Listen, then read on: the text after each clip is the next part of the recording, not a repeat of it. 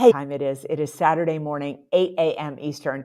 And my favorite time of the week, it is time for a sales logic. I find myself in Charleston, South Carolina this morning. Mark, where are you?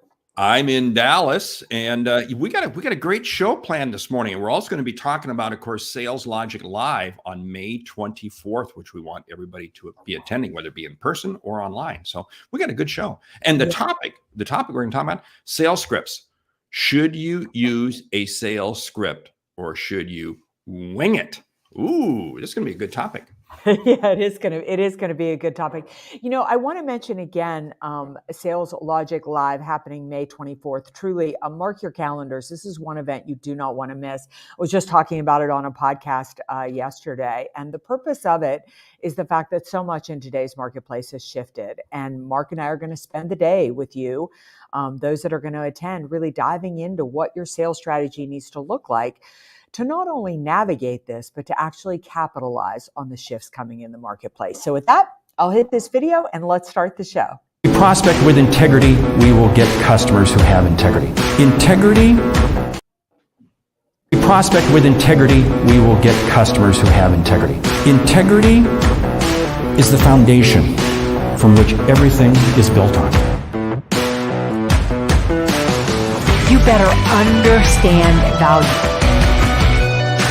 But at the end of the day, sales is a relationship business. It is a people business. It is an emotional business.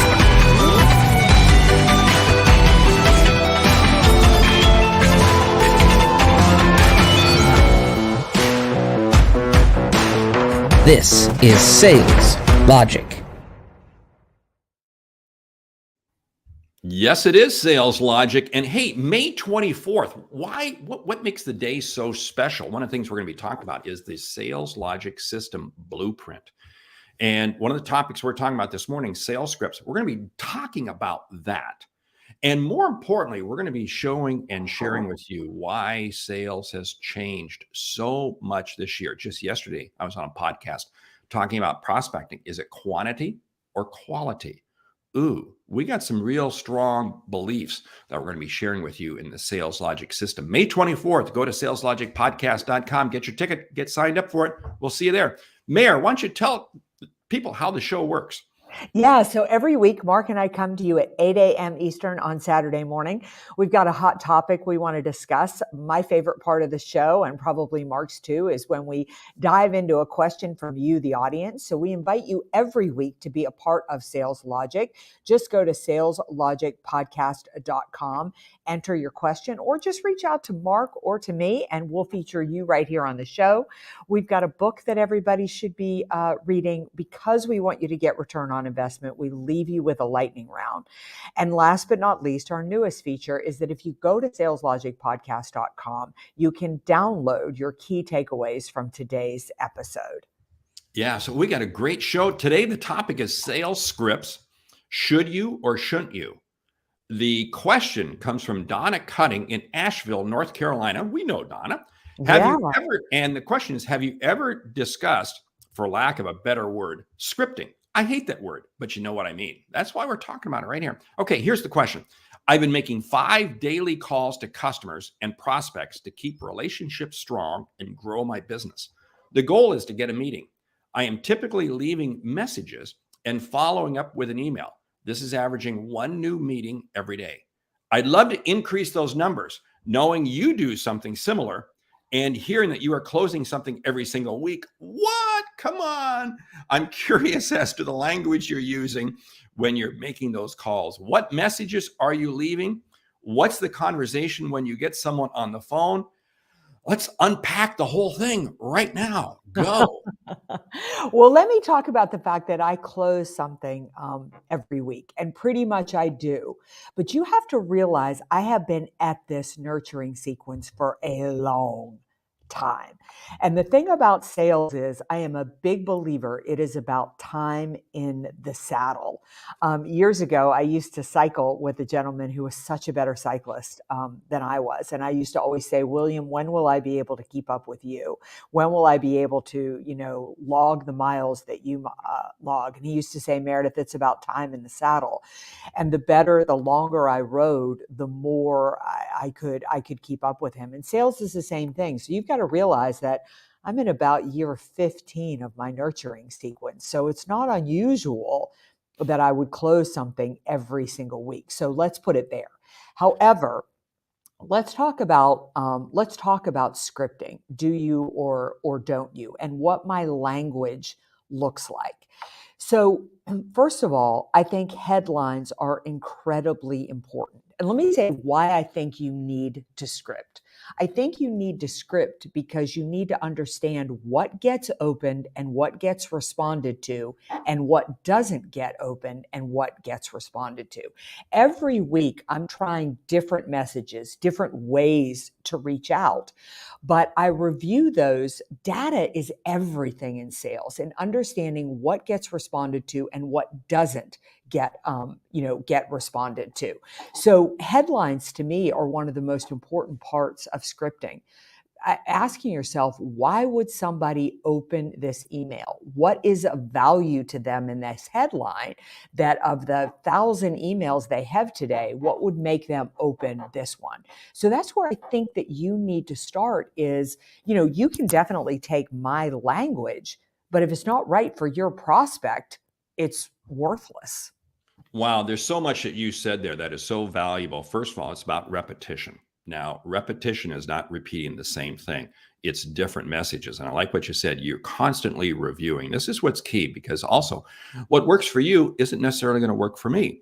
Mm-hmm. You have to put it into your language. And there's a rule that I believe 100% when it comes to email prospecting. One, the most important thing is that subject line, and followed by the first 6 or 7 words of the email. Now, here's why. The majority of emails are opened up on a smart device. So what does that also mean? You got to follow what I call the one swipe rule. If you can't read that email in only one swipe on your smartphone, it is a dumb email. Now, let's back up the bus here a little bit. It's also not about, hi, I want to introduce myself. Hi, sorry. I get an email like that, and what do? I delete it right away. You have to engage immediately. And this is the same thing with a phone call. This is the same thing with a voicemail. You have to engage. The number of messages everybody's receiving today far exceeds anything anybody could imagine just 2 or 3 years ago, because there are tools out there that allow you to send out 10,000 really dumb emails a day, or make 1,000 dumb phone calls a day, or send 1,000 dumb text messages a day. Just because you can doesn't mean you should. You've got to craft it specifically to that individual person. So this is why I like Donna's question. I'm doing 5 a day. This is the whole thing. It's about quality, not quantity. Yeah. 5 is so manageable. But Donna, where I would start is basically ask yourself, who are you reaching out to? The second is, what's of value to them? What matters to them? And what does your subject line need to look like? Like this week, I'm using a subject line for a webinar, a masterclass that I'm offering next week. And the subject line is find the right talent at the right time to develop the right leaders. Because who I am targeting is most concerned about developing that next those next level leaders. So I tested this headline last week, and I got pretty good open rate on the headline. So I'm using it again this week. Now, Mark said that the majority of emails are opened up on a smartphone. I think it's so important to know your audience as well. Like, I was thinking about this the other day. I use a lot of video in my outreach. I use Vidyard quite a bit when I outreach. The majority of my prospects, meeting planners, are actually opening their emails on a PC. They're on a desktop. They're sitting at their desk all day. If I were targeting B2C or something like that, or entrepreneurs or franchise owners or somewhere like that, I'm not sure I would use video, because I'm not sure it would get opened as much on a smartphone, because they're busy people kind of running around. So I think you need to know your audience as you put together your emails and get that messaging out there. See, that's so key again, because again, know your audience, because different people have different styles. I find that some segments, if I'm emailing a CRO, I do not use video. They're Yeah, not going to open a video. They're not going to waste their time on it. But right. I can use video to reach out to other people. So again, it's knowing the messaging and knowing how you're sending it. But it really comes back to this fundamental thing. You have to make it about them. Now, this is the whole challenge about scripts. People say, should I use a script? I'm going to script out an email pretty clearly, okay? And my emails are very, very short, not more than 3-4 sentences. That's it, period. And I don't introduce, if I'm introduce myself, I don't start the email off by introducing myself. I put that down about sentence 3 or 4, because again, if I introduce myself to begin with, they're going to blow me off, because I'm going to say, what's this guy doing? I have to engage them, and I engage them with a question that is relevant, or a fact that is relevant to them. Same thing with a phone call. I mean, how many times have you picked up the phone and somebody said, hi, how's the weather today? Or how was your weekend? Excuse me, that is such a lame line. If that's how you're opening phone calls, I'm sorry. You don't deserve to be in sales. Okay, I just threw some people under the bus. Well, there's a couple of things that I think that you want to get into scripting, pretty early. Is again, what does the person care about the most? So when I open up an email, if I'm working with a meeting planner and it's a speaking engagement, I put a testimonial or a referral of a connection. Like I might say that I know you work with Mark Hunter quite a bit. Mark suggested that I reach out to you, because that gives me instant credibility. Why? Because a meeting planner's main pain point is, if I put this person on stage, will they be any good? To the moment that I can put early on that somebody else will vouch for me. Now, on the consulting and coaching side of my business, I deal mostly with CEOs and C-suite professionals. So my opening line is always about the biggest pain point in their business. I took this from Ian Altman, and Ian's just a brilliant sales professional. And Ian always says, we work quite a bit in your industry. I find the biggest challenges in your industry are this. These are some of the solutions that we have that can solve those problems. Now, all of a sudden, by opening up with the biggest thing that that my prospect is concerned about, I piqued their interest, but I have let them know this email and this relationship will be more about them than it will be about me. And that differentiates me from my competitors. And what's valuable about that is it's not only hitting them on what their issue is, but there's a proof point.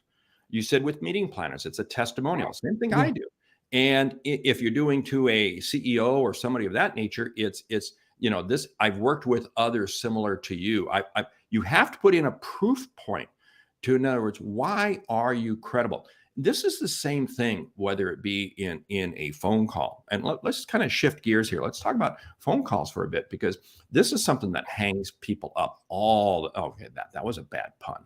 Hangs people up all the time. And that is, how do you break through with that phone call? And Donna brings it up that the majority of calls go to voicemail. Yes. Yeah. But again, the whole thing about a voicemail is, I firmly believe you got to keep it short. You got to keep it tight. And I talk about, 12 to 16 seconds. It's not 30 or 40 seconds, because a lot of voicemail systems now convert your voicemail into text. So Can you imagine what a 30, 45 second voicemail would look like in a text message? Pretty pathetic. I'm sorry. I'm going to check that person out immediately. Yeah, my voicemails are as quick as, hey, this is Meridith, Elliott, Powell. Please don't worry about calling me back. I'm going to follow up with an email. I've just got some innovative ideas on how you can solve the supply chain issue and increase your bottom line results. And I love a voicemail. I use the telephone because I can get the energy across, my energy across, and my energy is a lot of ways that I differentiate myself in the marketplace. But I do not have an expectation that people are going to call me back. For my segment, most people don't use the telephone. They prefer to communicate in a way that brings value to them. But I want to go back a second to scripting in a sense that I want you to understand from a perspective, and Mark, I'd be really interested in yours if this is what you do with it. I mean, as I'm doing prospecting, I will use virtually the same script and basically the same headline. However, I personalize everything.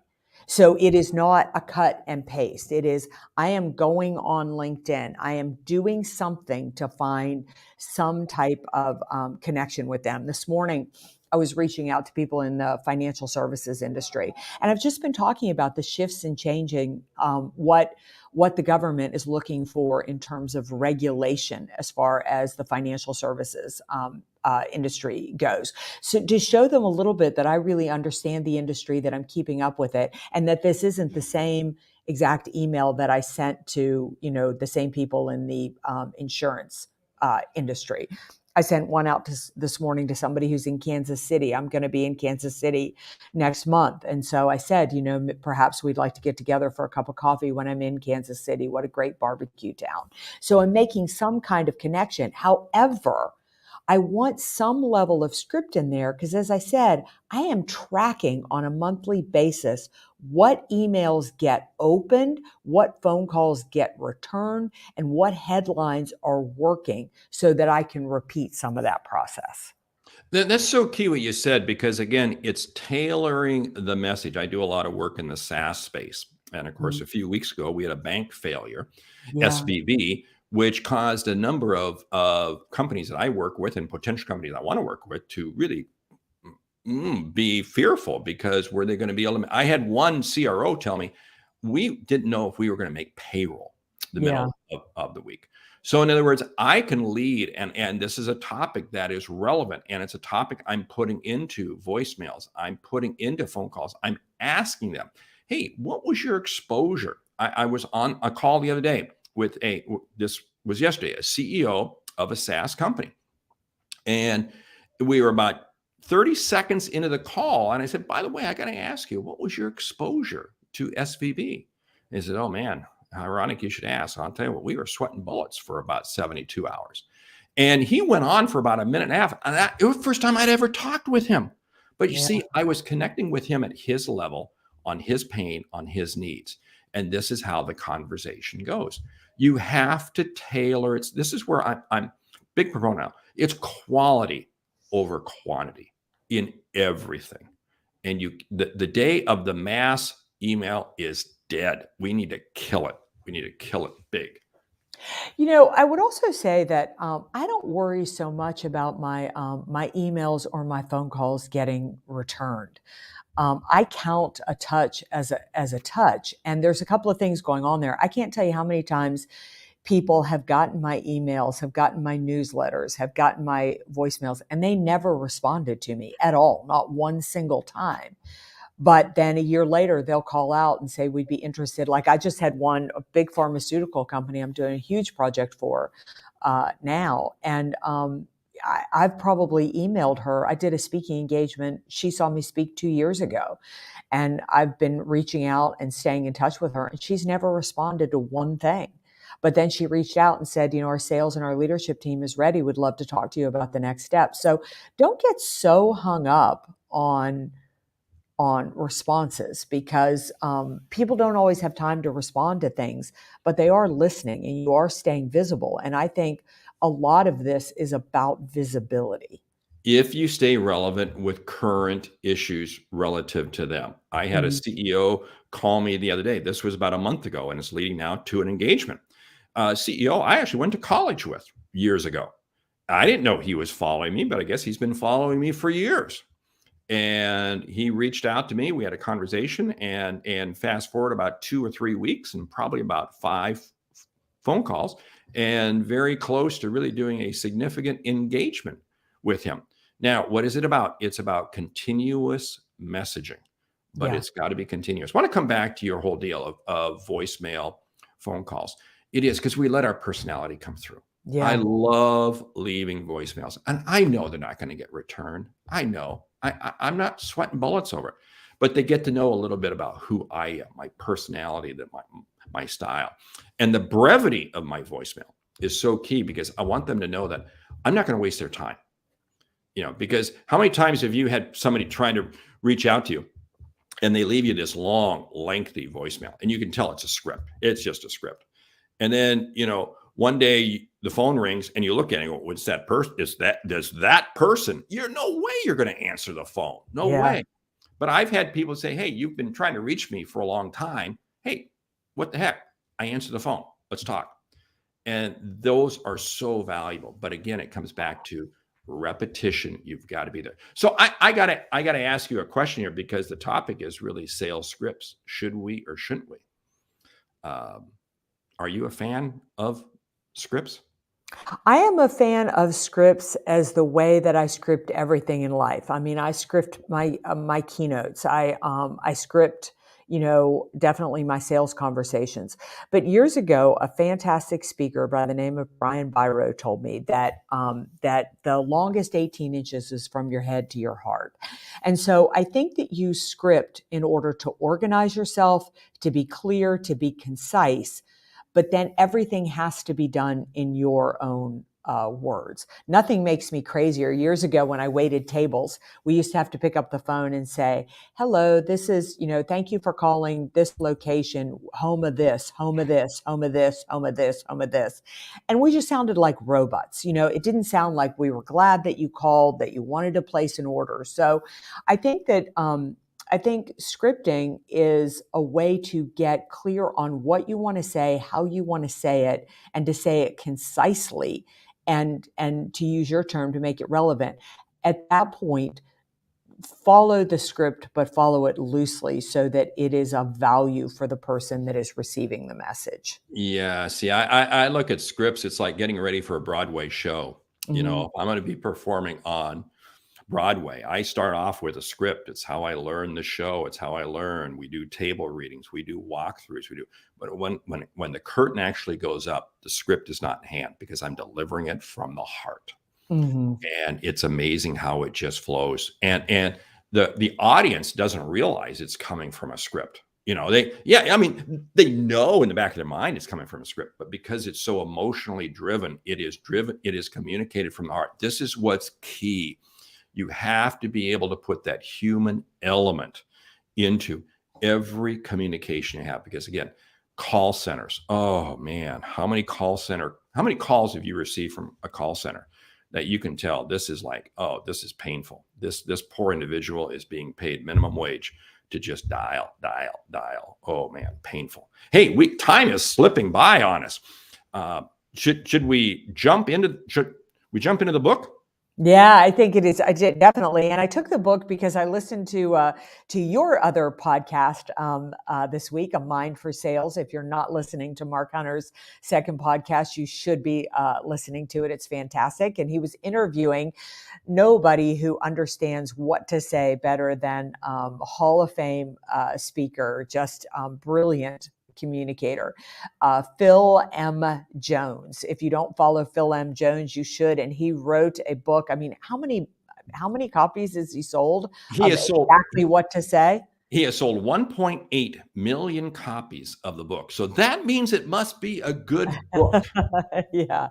And Phil is a fan of scripting, but again, saying it from the heart. But exactly what to say is a brilliant book in helping you understand how to really connect, be relevant, and have a meaningful conversation. Mark, one of the things I really loved from that interview that Phil had with you was he is a fan of asking a question to get agreement at the beginning of the conversation. Did I understand that correctly? Yes, that is correct. Because what are you doing? You're engaging. This is the key thing. You have to remember, you have to engage the other party, because otherwise all you're doing is you're just broadcasting. That doesn't mean anything. Yeah. Yeah. Yeah. It's okay. So, all right. Hey, let's jump into the lightning round. And before we do that, we should say, hey, jump out to Sales Logic Podcast, because we got downloads we're putting out there each week to really help you do this. But more importantly, we want to get you registered for May 24th, because the Sales Logic system, all the things that we've been talking about, we've been doing this show now, what, a couple years, I think, or something. Yeah. We've got a tremendous amount of topics, and we have put in place a blueprint. And when you join us on the 24th, you're going to get this blueprint. And I guarantee it's not only going to change how you sell, it's going to significantly increase your results.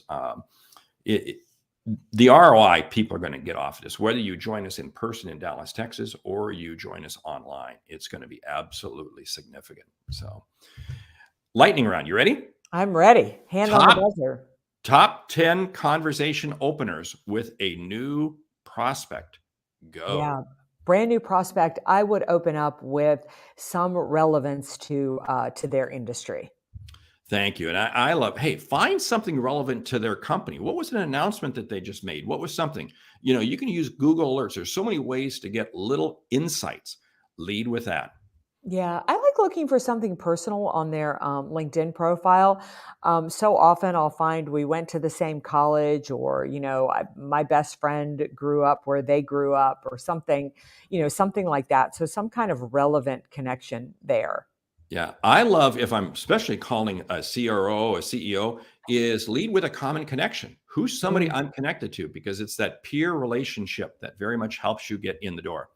Yeah, I think, along with that, I think a testimonial from somebody else that you have worked with in their industry is always a great way to start the conversation. Leading with a key piece of information that was just released. Jobs report just came out yesterday. Is that relevant to somebody? Interest rate changes, whatever's happening. Maybe there's a big announcement in their industry. The CHIPS Act was just recently passed by Congress. And in my world, in the SaaS world, that's a big deal. Leading with that. Yeah, I'd say an article that I just wrote that was published in one of their industry magazines. I write and for a lot of industry magazines where, those are the prospects I'm calling on. So I'll lead with an article that I just had published in a magazine that they read. Let them see you are part of their industry. You are part of their space. You're not somebody else. You're not some outlier, but you're one of them. Hey, why don't you share one more? I'll share one more and we'll close it down. Well, I think one of the most powerful ways to make a connection is to connect them to somebody else, connect them to somebody that would be of value for a relationship that would add value to them. It's about investing in them before you ask them to invest in you. And I'll end with, never think that one touch is going to suddenly magically create the relationship. You're going to have to do this touch multiple times using every medium out there, but just make sure each one is different and tie it in personally. So with that, we want to say, hey, before we close down the show, talk again about May 24th. Yeah, May 24th. super excited. Go to saleslogicpodcast.com to find out about May 24th. But most importantly, mark your calendars. Mark and I are going to be live together in Dallas, Texas. You can join us live or join us virtually. And literally, this is going to be a roll up your sleeves, get to work kind of day where we are going to roll out the Sales Logic Blueprint. Again, everything about today's marketplace has shifted. And what you did in the first 2 quarters of this year won't necessarily work in the last 2 quarters of the year. But if you want to understand how to make this changing landscape work for you and why your customers and prospects are going to need you more in 2023 rather than less, then plan to be there. This is a great event to bring your sales teams to as well. So you walk away with a methodology guaranteed to increase results. Yeah, I had a CEO tell me this week that he's going to bring his entire team. Well, they're going to be online. And it is, because here's the whole situation. From contact to close, everything has changed. Everything has changed in 2023. COVID is quickly becoming the good old days. And it's amazing how things are changing. Anyway, join us May 24th, saleslogicpodcast.com. Hey, with that, we want to say thank you for listening this week. If you like what you hear, subscribe, rate, and review the show on your favorite podcast app. If something we've said has earned you a single dollar, hey, consider telling a friend, would you? Because it's how we grow when we help you grow. I'm Mark Hunter. And I'm Meridith Elliott Powell. And remember, when you sell with confidence and integrity, all of this uncertainty suddenly becomes your competitive advantage. and the sale becomes logical. All right. We'll see you right back here next week, 8 a.m. Eastern, for another episode of Sales Logic. Until then, go out to saleslogicpodcast.com. Plan to join us on May 24th. And together, we're going to turn all of this uncertainty into a major competitive advantage.